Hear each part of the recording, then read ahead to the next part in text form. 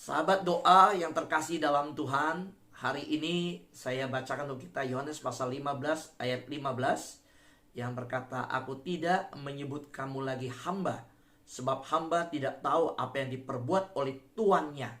Tetapi aku menyebut kamu sahabat, karena aku telah memberitahukan kepada kamu segala sesuatu yang telah kudengar dari Bapakku."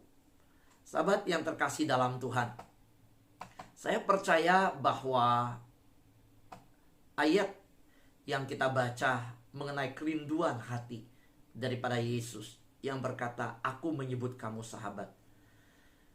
Hati Allah tercermin begitu terpuaskan jika Dia memiliki kita sebagai sahabat. Sekali lagi, hati Allah terpuaskan jika Dia memiliki kita sebagai sahabat. Dia bukan mau berhubungan dengan kita hanya sebagai tuan dan hamba. Bahkan bukan hanya Dia Tuhan dan kita umat. Kalau kita tahu, bahkan Dia berkata, kita bisa memanggil Dia ya Aba, ya Bapa.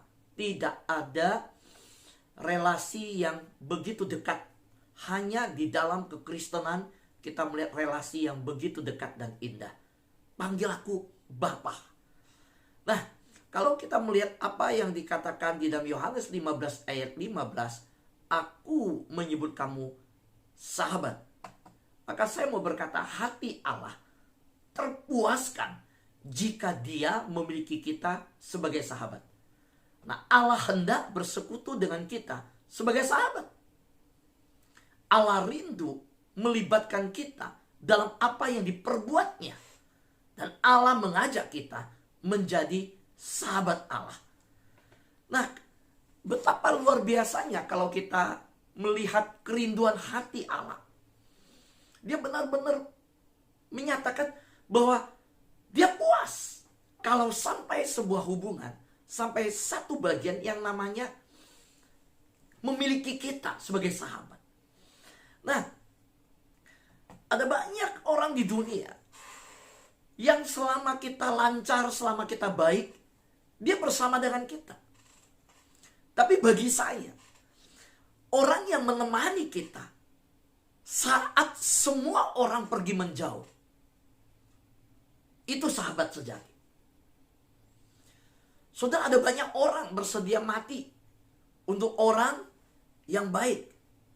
Ketika Mother Teresa dalam sakitnya dan bahkan meninggal di Kalkuta, sekarang disebut Kolkata, orang-orang yang pernah dilayani Mother Teresa, mereka menangis, mereka berkata, "Ini orang baik. Tuhan, ambil nyawa kami. Kami rela menggantikan nyawanya. Beri dia hidup lebih panjang lagi." Untuk orang baik, banyak yang berani mati. Untuk orang benar, wah, saudara, kalau lihat di politik, wah, ini orang dijolimin. Ini orang dijolimin. Dia benar kok.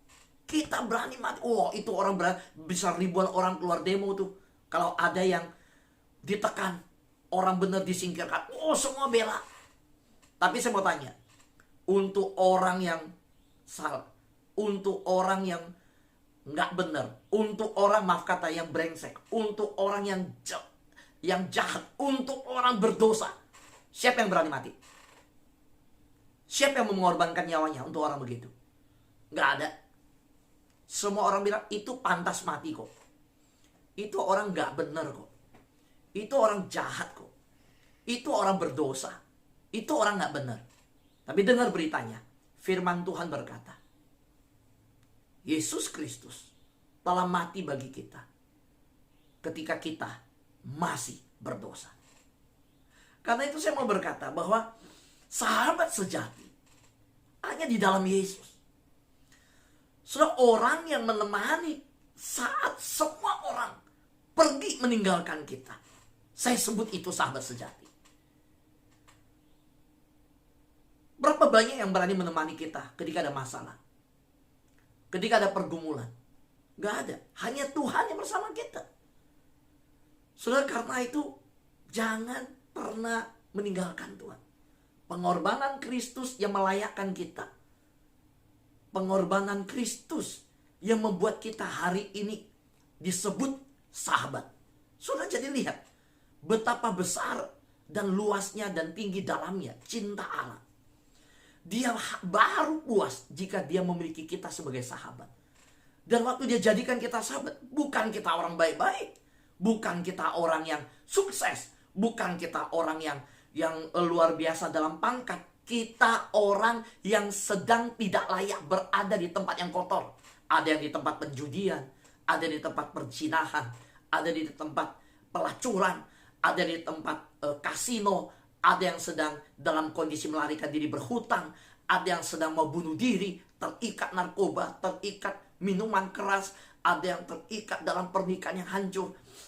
Dia datang, dia mati, dia menggantikan kita, dia mengangkat kita, menjadikan kita yang dari budak dosa menjadi sahabatnya.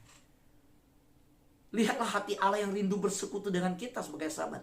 Dia rindu bahkan melibatkan kita dalam apa yang diperbuatnya. Dia jadikan kita rekan sekerja Allah. Kita rekan sekerja Allah. Sahabat yang begitu dipercaya dari seorang yang budak dijadikan rekan sekerja. Dan dia mengajak kita jadi sahabatnya. Karena itu bagi saya, saudara yang terkasih Tuhan, kemampuan ya yang memahami ya begitu luar biasa dari Allah yang mengerti kita, begitu peduli kepada kita. Satu hati yang begitu mengerti kita, yang dari surga mau datang sampai ke dunia, yang memahami, yang peduli akan keadaan kita. Itulah salah satu keindahan persahabatan bersama dengan Allah.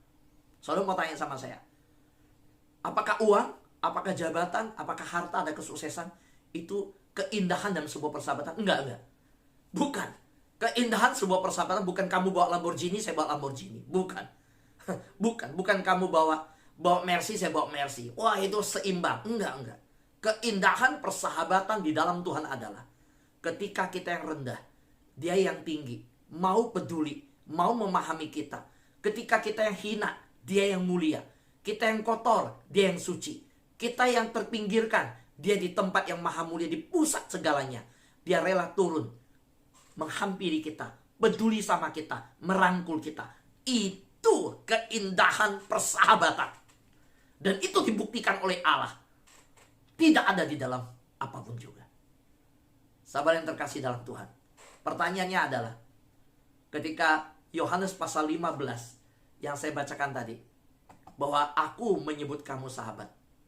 Jangan lupa, kalau kita mundur di ayat 14, kamu adalah sahabatku jikalau kamu berbuat apa yang kuperintahkan kepadamu.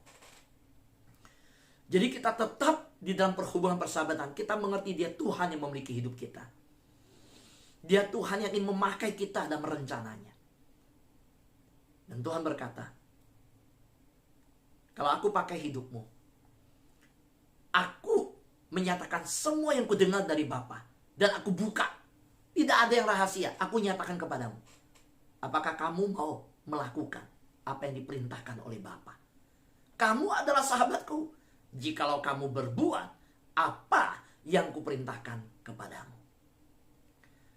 Nah, banyak sekali terjadi yang saya lihat di dalam Alkitab. Dan waktu saya melihat pernyataan Yesus di bagian ini, jikalau kamu berbuat apa yang kuperintahkan kepadamu, kamu sahabatku. Yuk kita lihat ya, kita balik ke perjanjian lama. Siapa sih di Alkitab yang awal-awal disebut sahabat Allah? Bahkan di sepanjang firman Tuhan, siapa yang diakui sahabat Allah? Siapa yang dibilang, ini sahabatku? Satu orang, saudara, Abraham. Saudara, bukankah engkau Allah kami yang menghalau penduduk tanah ini dari depan umatmu Israel, dan memberikannya kepada keturunan Abraham, sahabatmu itu, untuk selama-lamanya?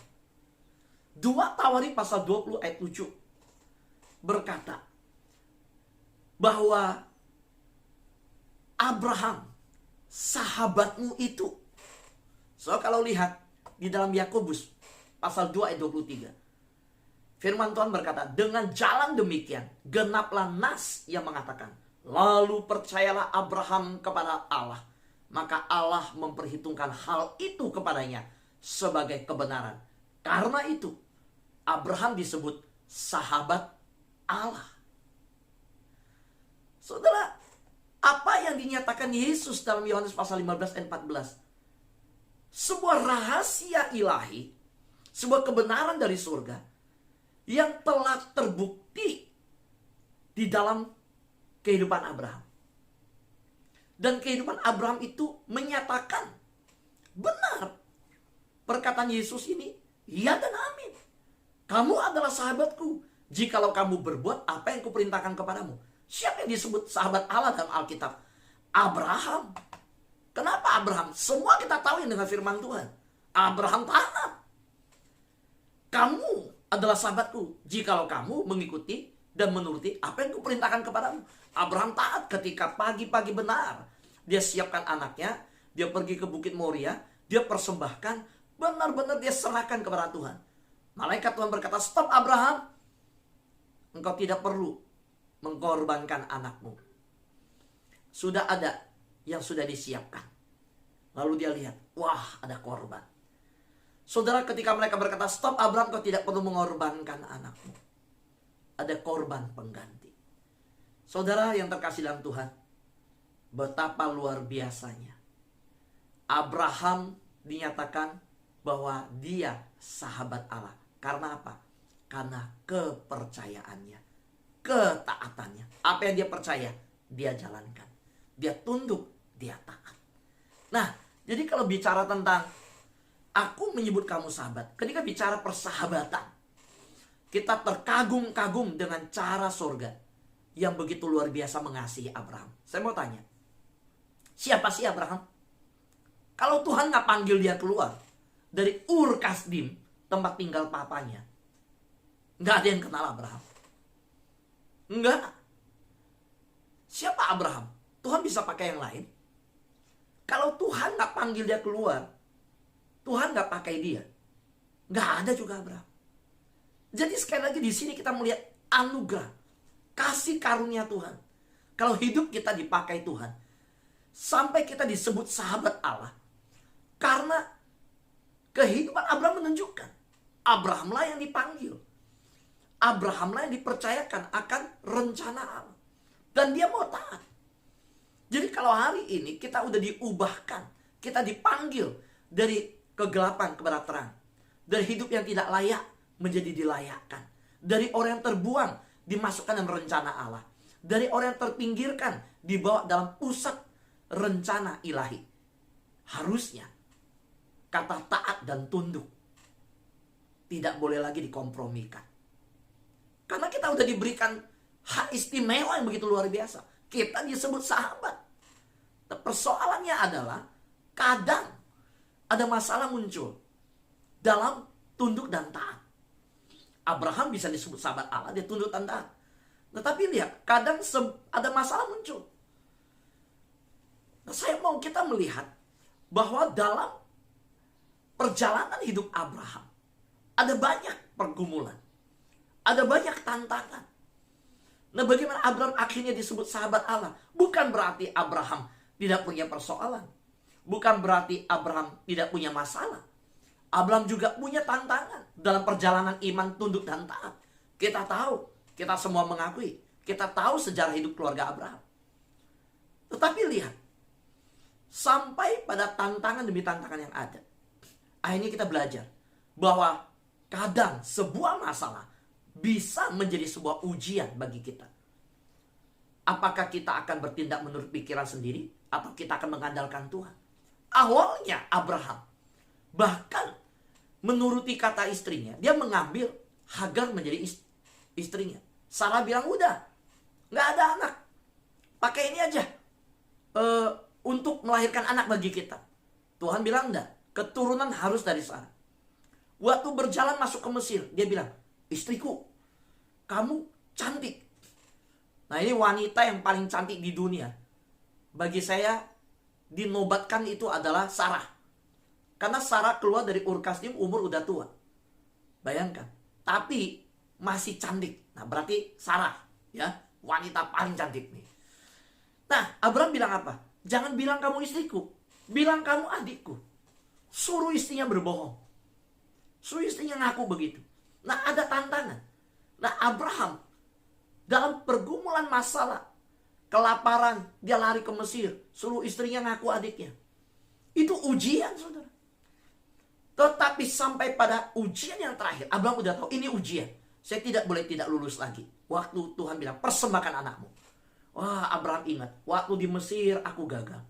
Waktu istriku berkata, berikan keturunan, udah sama Hagar aja. Tapi kali ini, aku tahu, ketika firman yang berkata, serahkan anakku. Aku tahu ini bukan sebuah masalah yang Tuhan datangkan. Tapi ini sebuah ujian. Apakah saya mau bertindak menurut pikiran saya lagi? Di Mesir saya bertindak menurut pikiran saya. Udah Sarah, ngaku kamu adikku. Ketika istriku berkata, udah ambil Hagar, lahirkan anak bagi kita. Aku menghadapi masalah yang tidak punya anak menurut pikiranku sendiri. Tetapi sekarang, saya tidak mau menurut pikiranku. Saya mau mengandalkan Tuhan. Abraham taat. Abraham bawa Ishak dan menuju ke Bukit Moria. Siap mempersembahkan Ishak. Hari ini sahabat doa, kita juga mengalami. Mungkin, ya saya nggak kenal dengan jelas semuanya. Semua masing-masing punya masalahnya. Ada pergumulan yang menekan, begitu berat. Ketika kita membutuhkan uang membeli obat. Ada tantangan yang begitu berat, menghimpit kehidupan kita. Bahkan kita bertaruh antara hidup dan mati karena penyakit yang menyerang kita. Yang mendengarkan firman Tuhan di Zoom dan di YouTube hari ini mungkin berkata, hidup saya benar-benar tertekan dalam keadaan pertaruhan karena saya sedang di rumah sakit mendengarkan firman Tuhan. Sahabat yang mendengarkan firman Tuhan dimanapun kau berada, memang kita kadang melihat ini masalah, penyakit ini masalah, kesehatan ini masalah, keuangan ini masalah. Tapi bisakah kita melihat bahwa kadang sebuah masalah bisa menjadi sebuah ujian bagi kita? Sekarang apakah kita akan bertindak menurut pikiran kita sendiri, atau kita akan mengandalkan Tuhan? Saudaraku yang terkasih dalam Tuhan, hari ini saya mau berkata bahwa Abraham disebut sahabat Allah karena dia tidak lagi melihat masalah itu sebagai sebuah masalah saja, tapi dia mau taat dan tunduk. Dia tahu itu sebuah ujian di hadapan Allah. Sebelumnya, waktu kelaparan terjadi, dia menuju kepada Mesir dan suruh istrinya ngaku sebagai adiknya. Dia melihat itu kelaparan sebagai masalah. Waktu dia masuk ke Mesir, dia bilang, ini sebuah masalah. Kamu cantik, terlalu cantik. Ini masalah. Kita melarikan diri karena kelaparan di negeri yang kita ada ke Mesir. Ini masalah kelaparan, masalah ekonomi. Kamu cantik, ini masalah fisik, masalah tubuh. Sekarang gak punya anak. Aduh, ini masalah fisik. Istriku udah tua. Akhirnya dia sama Hagar, punya Ismail. Ini masalah. Tapi ketika di akhir semakin dewasa, perjalanan rohaninya semakin dilatih, Tuhan berkata, Abraham, persembahkan anakmu. Dia bilang, ini bukan masalah. Ini bukan masalah. Dia tahu bahwa dia yang adalah sahabat Allah. Jikalau dia berbuat apa yang diperintahkan Allah kepadanya. Saudara, Abraham taat kepada apa yang Allah perintahkan. Dia siapkan Ishak. Dia menuju ke Bukit Moria. Dia tidak lagi mengandalkan pikiran sendiri. Dia mengandalkan Tuhan. Dia tahu ini bukan masalah. Oh, ini bukan masalah mempersembahkan anak. Oh, aku nanti kau persembahkan anak saya gak punya anak lagi. Tuhan gimana? Tuhan kasih, Tuhan mau ambil lagi. Gimana sih Tuhan? Lebih baik Tuhan gak usah kasih anak. Kalau udah kasih, udah besar, suruh dipersembahkan. Saya jadi bapak cuma satu-satunya anak. Gimana bisa tega? Wah, ini masalah Tuhan. Kalau udah persembahkan, saya udah tua. Masalah lagi Tuhan, gak bisa punya anak. Abraham tidak melihat itu masalah. Abraham melihat, apakah ini saya mau bertindak menurut pikiran sendiri, atau saya mau bertindak mengandalkan Tuhan. Ini bukan masalah, ini ujian. Hari ini sahabat doa, sebelum saya tutup dalam doa berkat, sebelum saya berakhir dalam memberitakan firman Tuhan, saya mau berkata, engkau menghadapi penyakit saat ini, mungkin engkau terbaring di rumah sakit, itu bukan masalah, itu ujian. Engkau hari ini sedang mencari pinjaman, Aku nggak punya uang mungkin. Bahkan untuk punya uang beli obat, itu bukan masalah. Itu sedang terjadi ujian. Engkau mau mengandalkan pikiranmu sendiri atau mengandalkan Tuhan. Saat ini, hari ini, engkau menghadapi pergumulan rumah tangga. Engkau menghadapi anak yang melawan dirimu. Engkau menghadapi anak yang tidak mau mendengar nasihatmu. Anakmu di rumah memberontak terhadap engkau. Itu bukan masalah. Itu sedang terjadi ujian dalam perjalanan imanmu. Mengandalkan Tuhan atau andalkan pikiranmu. Engkau dihimpit oleh persoalan suamimu yang tidak setia, istrimu yang tidak setia. Engkau mengalami pergumulan di kantor. Engkau mengalami tantangan di karirmu. Engkau melihat ini masalah. Aku bisa mengalami dipecat. Aku mengalami masalah, gajiku mulai turun. Engkau mengalami masalah, tidak mencapai pencapaian target-target tidak tercapai. Engkau berpikir ini masalah, bukan masalah saudara. Itu bisa menjadi sebuah ujian di dalam kehidupanmu yang Tuhan sedang tertuju matanya kepadamu. Apakah engkau selesaikan masalahmu dengan pikiranmu atau engkau mengandalkan Allah? Hari ini saya mau mengajak engkau dalam khotbah-khotbah yang disampaikan dalam minggu ini tentang kita bangun pagi mencari Tuhan, bersekutu dengan Tuhan, mengenai sahabat Allah. Maka hari ini yang saya mau bacakan untuk kita. Yesaya pasal 50 ayat 4. Dengar, Tuhan Allah telah memberikan kepadaku lidah seorang murid, supaya dengan perkataan aku dapat memberi semangat baru kepada orang yang letih lesu. Setiap pagi Tuhan mempertajam pendengaranku untuk mendengar seperti seorang murid. Soalnya lihat bahwa pagi-pagi Yesaya berkata, Tuhan mempertajam pendengaran orang yang mau jadi murid. Setiap pagi sahabat doa, kita bersekutu dalam doa fajar. Firman Tuhan ditaburkan. Latihlah pendengaran kita.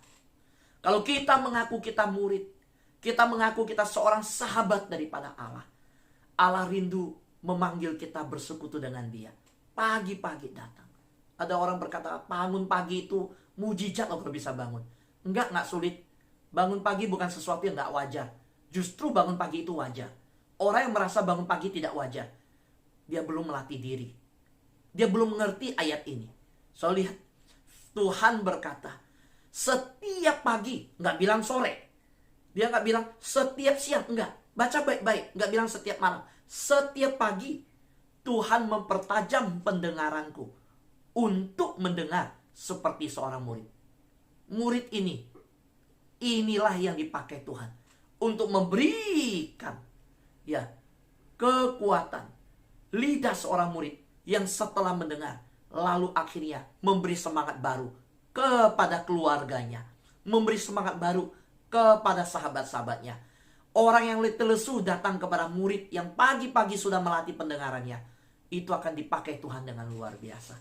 Saudara, karena itu, kalau kita mengaku kita sahabat Allah, pasti kita nggak akan menghindari untuk datang pagi-pagi, memasang telinga untuk mendengar sahabat kita berbicara. Kalau kita berkata, kita rindu menjadi sahabat Allah, maka dengarkan firman ini. Setiap pagi, Tuhan yang rindu bersekutu dengan kita. Tuhan yang berkata, aku memanggil kamu sahabat. Saudara tahu, Tuhan mempertajam pendengaran kita untuk mendengar firman-Nya. Mendengarkan Dia.